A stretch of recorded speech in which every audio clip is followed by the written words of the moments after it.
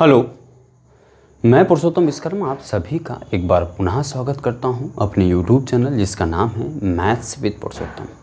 और आज अपनी ये ज्यामिति यानी ज्योमेट्री की चौथी क्लास है और चौथी क्लास में हम पढ़ने वाले हैं कल की या पिछली क्लास में बताए हुए कुछ कोणों से बचे हुए शेष कोणों के बारे में। कुछ कोण हमने आपको क्लास थर्ड में करवाए थे और कुछ कोण जो बचे हुए हैं वो फोर्थ क्लास में करवाएंगे। इसके बाद भी अभी बचे हुए हैं। आज हम केवल पढ़ने वाले हैं इन चार कोणों के बारे में। तो इन चार कोणों के बारे में मैटर ज़्यादा है, इसलिए केवल आज चार कोणों के बारे में चर्चा करेंगे। सबसे पहला हमारा कोण है पूरक कोण, या इसे हम क्या कहते हैं, दूसरा नाम इसका क्या है, कोटि पूरक कोण है। इसे इंग्लिश में हम क्या कहते हैं, कॉम्प्लीमेंट एंगल कहते हैं। ध्यान देना, कोटि पूरक कोण क्या कहलाता है उसके बारे में हम यहाँ पे परिभाषित करते हैं। इसको हम क्या कहते हैं, कोटि पूरक कोण कहते हैं। क्या कहते हैं, कोटि पूरक कोण कहते हैं। कोटि पूरक कोण क्या कहलाता है, इनके बारे में हम चर्चा करते हैं। वह कोण, ध्यान रखना, ऐसे दो कोण जिन दोनों कोणों का योग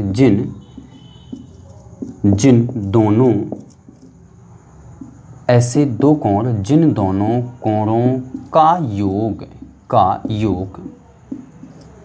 ऐसे दो कोण जिन दोनों कोणों का योग 90 डिग्री होता है, 90 डिग्री होता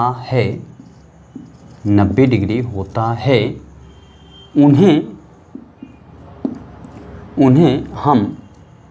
उन्हें हम क्या कहते हैं, मैंने आपको पहले बताया था, उन्हें हम क्या कहते हैं, पूरक कोण कहते हैं या कोटि पूरक कोण कहते हैं। पूरक कोण कहते हैं या फिर क्या कहते हैं, कोटि पूरक कोण कहते हैं। पूरक कोण कहते हैं या कोटि पूरक। चलिए, समझने वाली बात यह है कि ऐसे दो कोण जिन दोनों कोणों का योग 90 डिग्री होता है। अब वो कोण कैसे हो सकते हैं, ध्यान देना।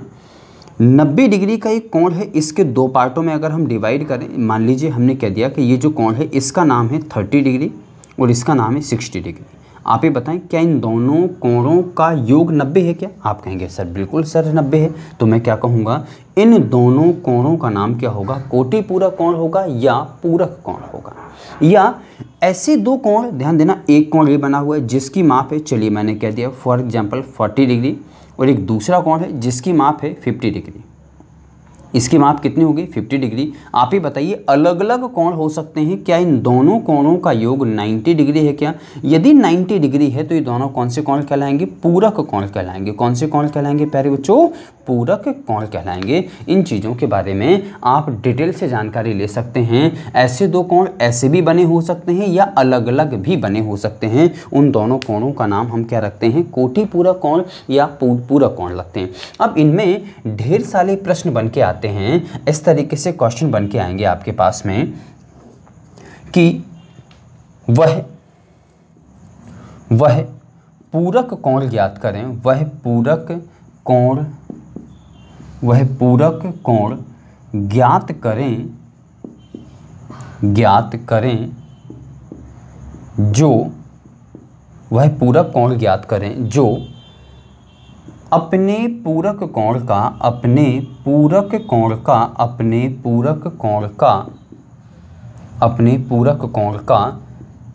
दोगुना है, जो अपने पूरक कोण का दोगुना है। प्यारे बच्चों, यहाँ 2 गुना कह सकता, 3 गुना, 4 गुना, 5 गुना, 6 गुना, 7 गुना, 8 गुना, या आपसे वो ये भी बोल सकता है कि 1/2 गुना, 2/3 गुना, 4/5 गुना, कुछ भी बोल सकता है। हमें पता है कि जो पूरक कोण होते हैं, इस कोण का पूरक कोण ये कहलाता है और इसका पूरक कोण ये कहलाता है। इसका पूरक ये कहलाएगा और इसका पूरक ये कहलाएगा। अब देखें, यहाँ पर जो हमारे पास क्वेश्चन लिखा गया है कि अपने पूरक का 2 गुना है, तो हमने मान लिया है कि जो अपने पूरक है उसका नाम क्या मान लिया, x। ये पहला कोण है। तो दूसरा कोण जो होगा, जो पूरक कोण कहलाएगा, वो कितना होगा, 2x होगा, क्योंकि उसको कहा है कि 2 गुना होगा। अगर 3 गुना कही तो यहाँ 3x, 4 गुना कही तो 4x, 5 गुना कही तो 5x, 2/3 गुना कही तो 2/3x। इस तरीके से ढेर सारी जानकारी। अच्छा, मुझे पता है कि इन दोनों का योग कितना होता है, x + 2x बराबर में 90 होता है। ये हमें पता होना चाहिए क्योंकि पूरक कोण की कंडीशन होती है। तो हमने यहाँ पर क्या लिखा है, 3x = में हो जाएगा 90, तो x = कितना हो जाएगा 30 डिग्री। प्यारे बच्चों, चीज़ें समझ में आप सभी को आ रही होंगी। आगे चलते हैं हम। अगर हमारे पास इस तरीके से कोई क्वेश्चन आ जाए, मान लीजिए हमने कह दिया कि ऐसा कोण ज्ञात करें, ऐसा क्वेश्चन आ जाता है, ऐसा कोण ज्ञात करें, ऐसा कोण ज्ञात करें जो अपने पूरक के बराबर है, अपने पूरक के बराबर है, अपने पूरक के बराबर। ऐसा कोण ज्ञात करें जो अपने पूरक के बराबर है। चलिए, मैंने मान लिया है अगर एक कोण x होगा, ध्यान देना, और अपने पूरक के बराबर है। अगर एक कोण का नाम x होगा तो दूसरा कोण कितना होगा, उसने कहा वो अपने पूरक के बराबर है। अगर भैया एक x होगा तो दूसरा भी कितना होगा, मुझे पता होना चाहिए। क्या होना चाहिए, x, और इन दोनों का योग कितना होता है 90। मैं लिख सकता हूँ 2x बराबर में 90, तो मैं लिख सकता हूँ x = कितना हो जाएगा 45 डिग्री। हमें देखना x की वैल्यू कितनी आ जाएगी, 45 डिग्री आ जाएगी। तो जो x का मान कहलाएगा, यही एक ऐसा कोण है जो अपने पूरक के बराबर होता है। इस चीज़ को आप याद रखिएगा। कहीं भी क्वेश्चन पूछा जा सकता है कि वह कोण ज्ञात करें जो अपने पूरक के बराबर होता है, तो हमेशा वो कौन सा होता है 45 डिग्री, क्योंकि 45 और 45 90 होता है, और 45 के इक्वल होता है, और निश्चित तौर पर ये दोनों आपस में बराबर होते हैं। तो 45 का पूरक दूसरा 45 होगा, और पहले वाले 45 का पूरक दूसरा वाला 45 होगा। ये दोनों आपस में कैसे होते हैं, बराबर होते हैं। तो इन क्वेश्चनों के बारे में ऐसे हमारे पास ढेर सारे क्वेश्चन आ सकते हैं। या वो ये कह सकता है कि वो अपने पूरक का कितने गुना है, 2/3 गुना है, तो एक x हो जाएगा, तो ये कितना हो जाएगा 2/3 और x हो जाएगा। समझ पा रहे हैं ना। तो हमने इन दोनों को ऐड किया तो कितना हो जाएगा प्यारे बच्चों, इस तरीके से अगर हम इनको ऐड करेंगे तो x प्लस में 2/3, और यहाँ पर कितना हो जाएगा 2x/3 बराबर में हो जाएगा 90। प्यारे बच्चों, इनका एलसीएम लोगे तो 3 यहाँ पर आ जाएगा, तो 3 यहाँ पर पहुँच जाएगा, तो कितने हो जाएंगे 5x बराबर में हो जाएगा, कितना हो जाएगा प्यारे बच्चों 90। अच्छा, 5 का भाग दे दो 18, और 18 थी कितना हो जाएगा 54, मतलब x की वैल्यू आ जाएगी 54। तो यहाँ रखते हैं आप, ये हो जाएगा 54 डिग्री का हो जाएगा, और ये कितना हो जाएगा 54 में भाग 2 का गुणा करो तो हो जाएगा 36 डिग्री। और इन दोनों का योग प्यारे बच्चों कितना होना चाहिए 90 होना चाहिए, क्योंकि शर्त है अगर पूरक है तो 90 डिग्री होना ही चाहिए। इस चीज़ को आप सभी को याद रखना होगा। आपको लिखना हो, जो कुछ करना हो, उससे संबंधित जो क्वेश्चन बन सकते हैं, मैंने आपको उनके कुछ क्वेश्चनों को बताने की कोशिश की है। आगे चलते हैं, और अगला जो हमारा कोण है वो सेम टू सेम क्वेश्चन है, समपूरक कोण। बिल्कुल सेम टू सेम, थोड़ी सी चेंजेज होते हैं, तो उसके बारे में हम आपको यहाँ बताते हैं। चलिए, अब हम कोटि पूरक की जगह पर कोटि हटा देते हैं और इसकी जगह पर क्या लिख देते हैं, संपूरक लिखते हैं, क्योंकि हम किसकी परिभाषा बता रहे हैं, संपूरक कोण की परिभाषा बता रहे हैं।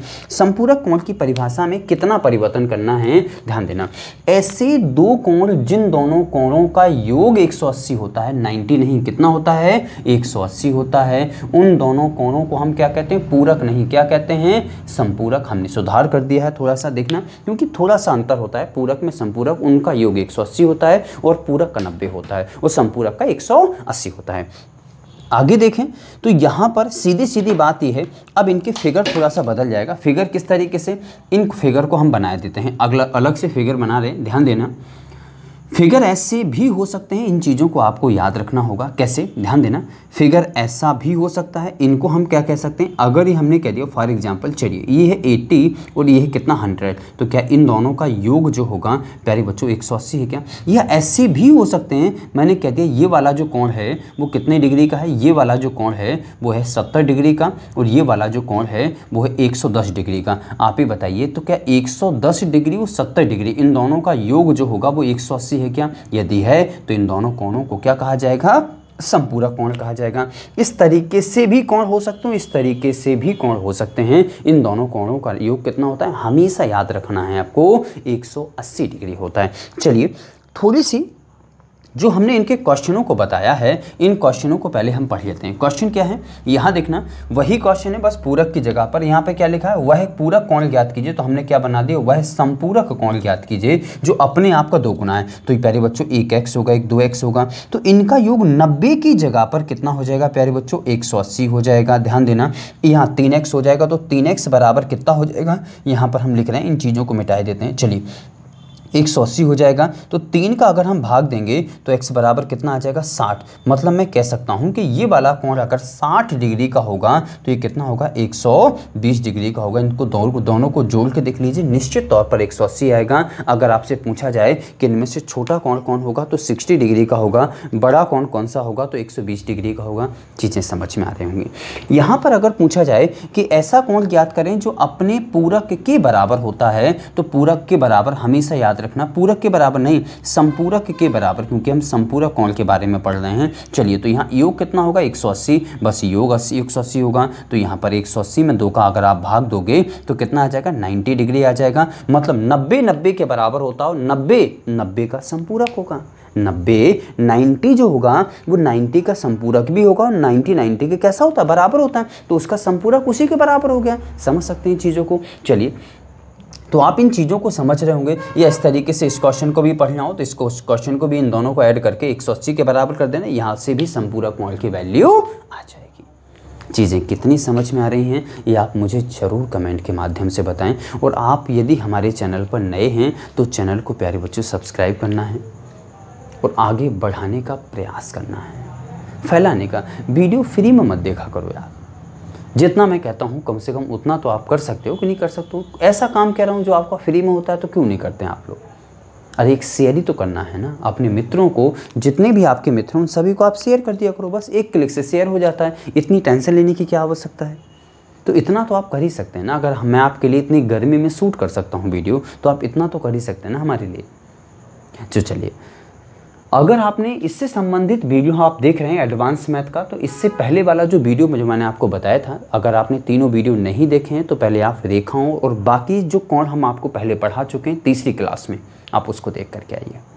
इसके बाद इस क्लास को देखिए, आपको और रुचि बढ़ जाएगी इस क्लास को देखने में।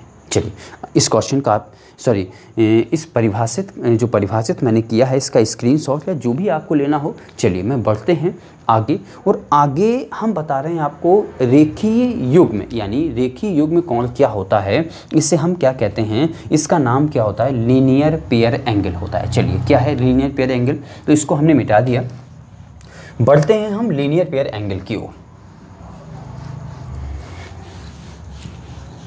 अच्छा, इसके बारे में थोड़ा सा समझना ज़्यादा होगा आपको। क्या समझना होगा वो चीज़ मैं आपको बता देता हूँ कि लीनियर पेयर एंगल क्या होता है। उसके बारे में आपके दिमाग में एक प्रश्न आएगा कि सर अगर लीनियर पेयर एंगल ये है तो फिर संपूरक ये क्यों है, ऐसा क्यों है। ध्यान देना, रेखीय युग्म कोण मैं आपसे कहूँगा, इसका नाम क्या है, रेखीय युग्म। युग्म मतलब क्या होता है, जोड़ा। ध्यान देना, 2 का हो सकता है, 3 का, 4 का, कितने का भी हो सकता है, लेकिन 1 का नहीं हो सकता है। रेखीय युग्म क्या होते हैं, ऐसे 2 या 2 से अधिक, ऐसे 2 या 2 से अधिक कोण, 2 या 2 से अधिक कोण जिनका योग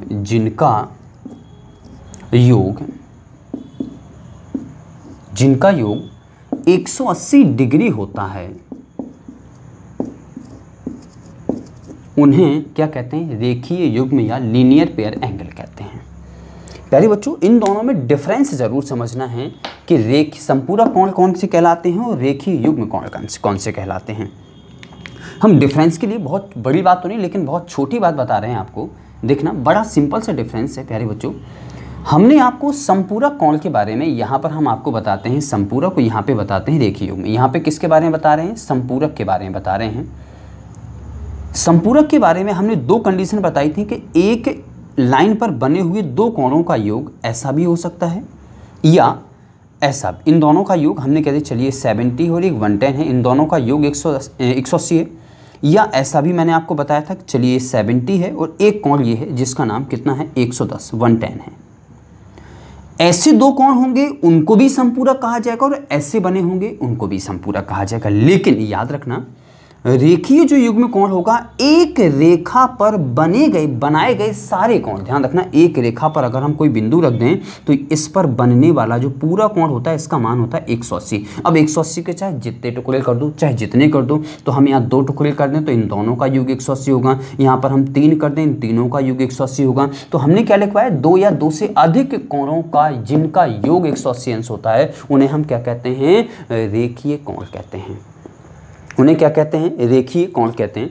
इनमें क्या होना चाहिए, ध्यान देना, अगर हम आपसे ये कहें इनमें क्या होता है कि एक ही रेखा पर बनाए गए कोण, ध्यान देना, एक परिभाषा ये भी है, या आप ऐसे लिख सकते हैं, एक ही रेखा पर बनाए गए 2 या 2 से अधिक कोण जिनका योग 180 अंश होता है उनका नाम क्या होता है। जैसे मैं कह दूं फॉर एग्जांपल ये 70 है, ये 70 है और ये 40 डिग्री, क्या इन सभी का योग 180 का, तो 70 70 140, तो 40 कितना हो जाएगा 180। मैं कहता हूँ कि इन सभी का योग 180 है, तो इन तीनों कोणों का नाम क्या कहा जाएगा, रेखीय कोण कहा जाएगा, लीनियर पेयर एंगल कहा जाएगा। अब आप कहोगे सर इसी भी रेखीय कोण कहा जा सकता है, बिल्कुल कहा जा सकता है प्यारे बच्चों, लेकिन इसका नाम, इसका भी संपूरक कोण है, इसका भी संपूरक कोण है, लेकिन इसे केवल संपूरक कहा जाएगा, रेखीय कोण नहीं कहा जाएगा। क्यों नहीं कहा जाएगा, क्योंकि रेखीय कोण की जो परिभाषा होती है प्यारे बच्चों, रेखीय कोण की जो परिभाषा होती है वो ये होती है, ध्यान देना, कि एक रेखा पर बने होने चाहिए, वो ये एक रेखा पर नहीं बने हैं, ध्यान देना। अच्छा, और दूसरी अगर हम परिभाषा जाने, थोड़ा सा हम आपको बता रहे हैं, यहाँ बताते हैं प्यारे बच्चों आसन्न कोण के बारे में। यहाँ किसके बारे में बता रहे हैं, आसन्न कोण के बारे में। आसन्न कोण क्या होते हैं, इसे हम इंग्लिश में क्या कहते हैं, एडजेसेंट एंगल कहते हैं। थोड़ा सा एडजस्ट करना इस कोण के बारे में, क्योंकि इस कोण से भी इसकी परिभाषा निकाली जा सकती है। अब इस कोण से इसकी परिभाषा कैसे निकलती, आसन्न कोण की परिभाषा मैं आपको बताता हूँ।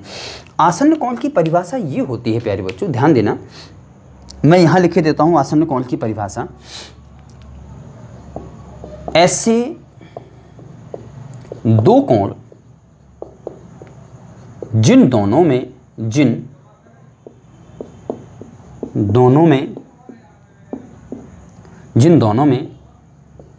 कम से कम एक भुजा कॉमन, हिंदी में क्या कहते हैं, उभयनिष्ठ, क्या कहते हैं, कॉमन, या हिंदी में क्या कहते हैं, उभयनिष्ठ